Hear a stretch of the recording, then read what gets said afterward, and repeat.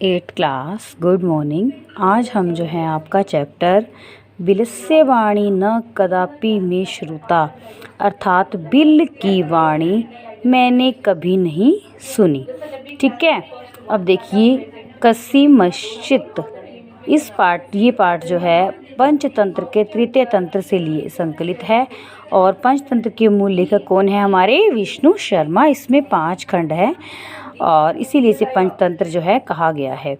तो देखिए कसी मश्चित अर्थात कस्मिनचित किसी, वने वन में, खरन खरै खरन खर, नामै नाम का सिंह शेर प्रतिवस्ती सम रहता था। किसी वन में खरन खर नाम का एक शेर रहता था।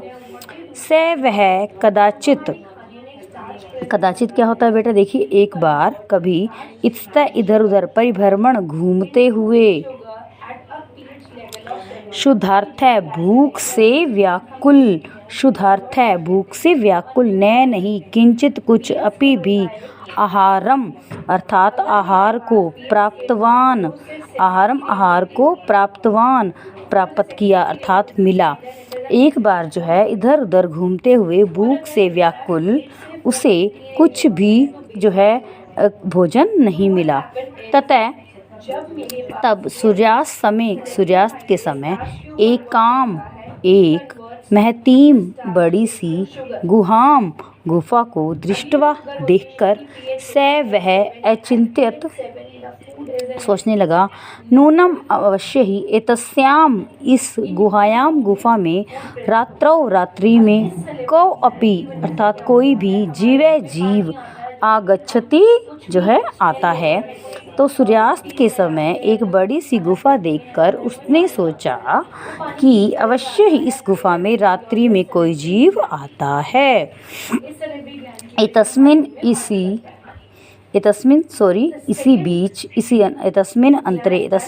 अंतरे बीच गुहाया गुफा का स्वामी दधिपुच्छ नामे नाम का श्रृंगालय गीदड़ समागच्छत आ गया। इसी बीच जो है गुफा का स्वामी दधिपुच्छ नामक गीदड़ जो है आ गया। से वह च और यावत जब तक पश्यति देखता है, तावत तब तक सिंह पद शेर के पैरों के पदति, सिंह पदपति शेर के पैरों के चिन्ह गुहायाम गुफा के प्रविष्टा प्रवेश करते दृश्यते दिखाई दे रहे हैं। नहीं च और बही आगता बाहर आते हुए। तो वो क्या देखता है? जहाँ तक देखता है गुफा के अंदर शेर के पैरों के चिन्ह प्रवेश किए तो दिखाई देते हैं परंतु बाहर नहीं आए।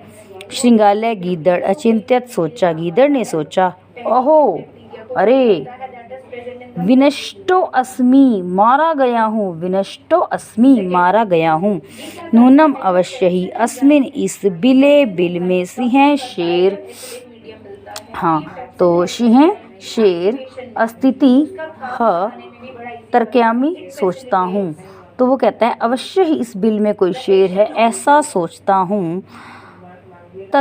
तो किम क्या करवाणी करूं, तो अब क्या करूं? एवं इस प्रकार विचिंत्य सोचकर दूरस्थ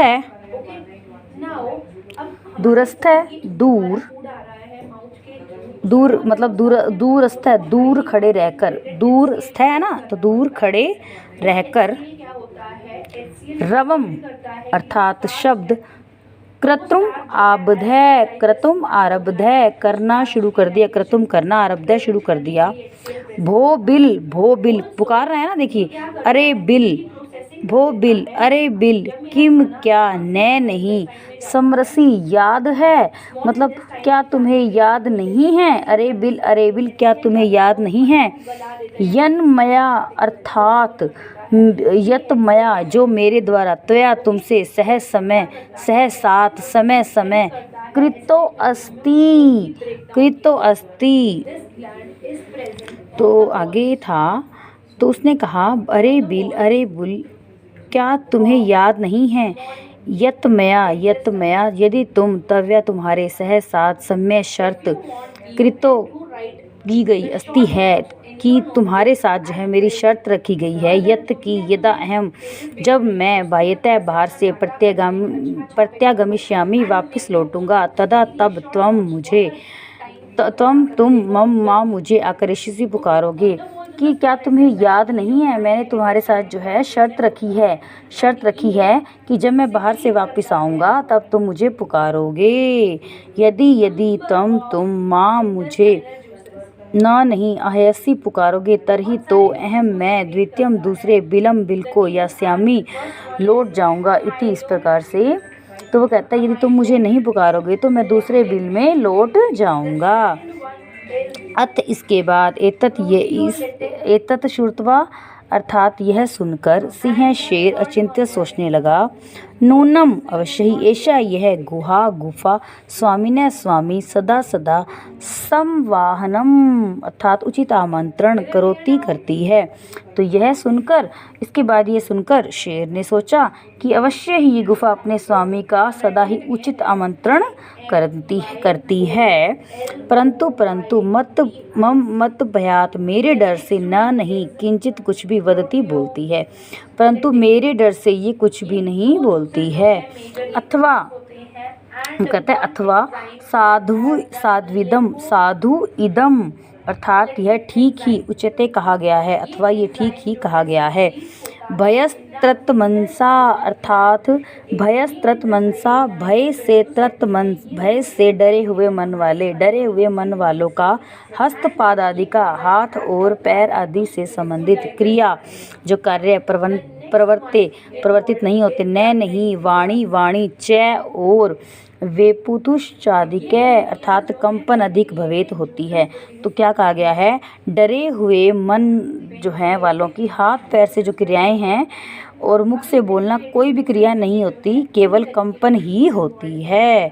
तो देखिए तत् तो अहम मैं आह्वान करोमि करता हूँ। तो वो कहते हैं मैं तत् तो अहम मैं अस्य इसका आह्वान करोमि करता हूँ, तब मैं इसका आह्वान करता हूँ। एवं इस प्रकार से वह बिल में प्रवेश करके में मेरा भोजन भविष्यति होगा। तो वो कहता है मैं इस गिद्धड़ को का आह्वान करता हूँ अर्थात बुलाता हूँ, इस प्रकार वह बिल में घुसकर मेरा भोजन बन जाएगा। इत्थम इस प्रकार विचार करके सिंह शेर सहसा अचानक श्रीगालस्य गिद्धड़ का आह्वानम करो अर्थात पुकारने लगता है। तो इस प्रकार शेर ने एकाएक जो है ये सब विचार करके शेर गीदड़ को जो है जोर से पुकारने लगता है अर्थात आह्वान करता है। सिंहस्य उच्च गर्जन प्रतिध्वना सिंहस्य शेर की उच्च गर्जना की प्रतिध्वना से सा जो है वह गुफा में उच्च स्वर में श्रीगालम गीदड़ को अयत पुकारता है। तो शेर की उच्च गर्जना के ध्वनि से उस गुफा ने जोर से गीदड़ को आवाज़ लगाई। अनेन इससे अन्य दूसरे अपि भी पशु भयभीत अभवन हो गए। तो इससे दूसरे पशु भी भयभीत हो गए और श्रृंगालय गीदड़ भी ततः जो है वहाँ से दूर प्लायमान जाते हुए दौड़ते हुए इमम ये पठत पढ़ने लगा। तो गीदड़ भी वहाँ से दूर जाते हुए क्या पढ़ने लगा। Okay students, bye.